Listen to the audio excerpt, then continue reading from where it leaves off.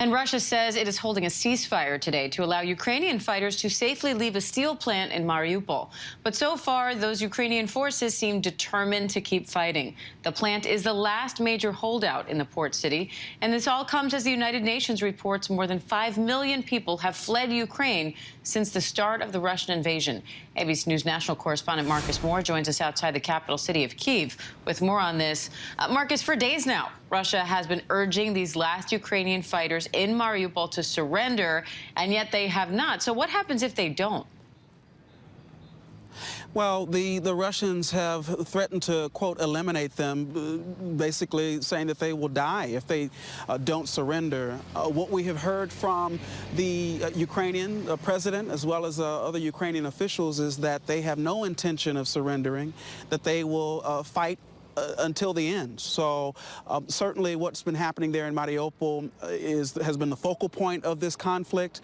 There is fighting going on in other parts of the country, but Mariupol is symbolically right now where everyone is watching to see what will happen, and the Ukrainians are vowing to keep fighting through to the very end, Diane.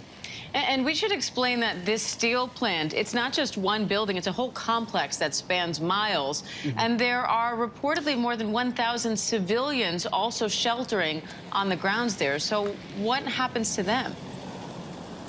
Yeah, that's what we've heard from the Mariupol City Council, that there are about 1,000 people there, mostly women and children, who've been taking shelter underneath that complex. And the hope has been that there could be a humanitarian corridor to open for them, because they've had no access to food, water, or medicine there, and are obviously in the midst of a Russian offensive. So as fighters are battling the Russians, there are civilians there caught in the middle of it. So certainly the hope is that those people will be able to get out safely. It's just a question of when. And Marcus, I know you're getting a closer look at some of the devastation left behind in the suburbs of Kyiv. What's the latest there? We are in the town of Borodyanko, which is a city about 90 minutes northwest of Kyiv. You can see just behind me one of the apartment buildings that was bombed. This town has been destroyed. The Russians occupied this place for several weeks, and when they pulled back, this is what was left behind. And so we've been here, and we've been hearing the stories of what people endured in this town. There was a point, Diane, where there were so many bodies in the streets here, people who died, that they had to bury them in mass graves. And we were there today as they exhumed some of those bodies, including that of a 14-year-old girl who was shot in this very circle as she was evacuating the bombing. We also met a grieving mother who told us about her 34-year-old son who was shot and killed as he crossed the street.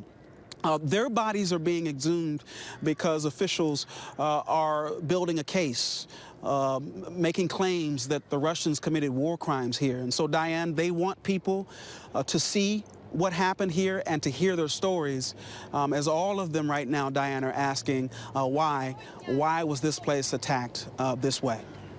All right, Marcus Moore in Kyiv. We appreciate it, Marcus. Thank you.